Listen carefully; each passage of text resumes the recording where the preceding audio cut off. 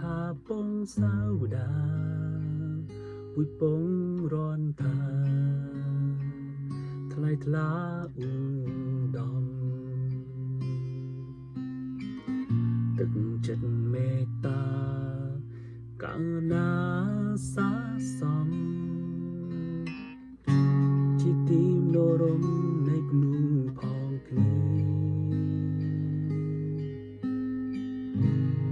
អោតុងជីនខ្មែរថៃដែនដីសៃមាអ្នកនៅទីណាអត់ប្រែជីនខ្មែរវប្បធម៌ចំណាំងជានសាំងពូកែយើងត្រូវខំថែឲ្យបានថិនថេរយើងជាកូនខ្មែររួមគ្នាថែមកដងដូនតាជាតិយើងថ្លៃថ្លាដោយសារយើងជាសាមគ្គីគ្នាព្រោះដៃគ្នាឡើងមិនអើយកសាងជាតិអភិវឌ្ឍគ្រប់គ្រាព្រោះយើងគ្រប់គ្នាសុទ្ធតែមានបេះដូងជាខ្មែរទុំប្រលឹងជាសន្ធឹងលើវេហា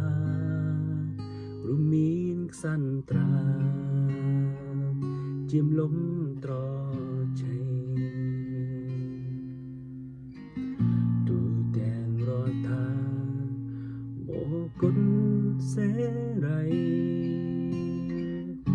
គ្មានចាំងប្រុសស្រីជួបតែក្តីសុខយើងជាកូនខ្មែររួមគ្នាថែមកដងដូនតាជាតិយើងថ្លៃថ្លាដោយសារយើងជាសាមគ្គីគ្នា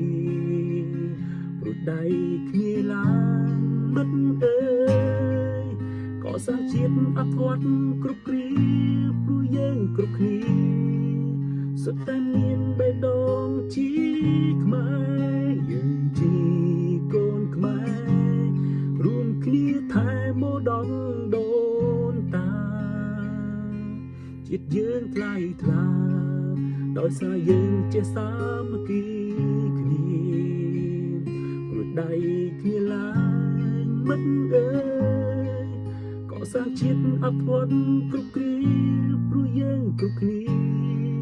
សុទ្ធតែមានបេះដូងជាខ្មែរព្រោះយើងគ្រប់គ្នា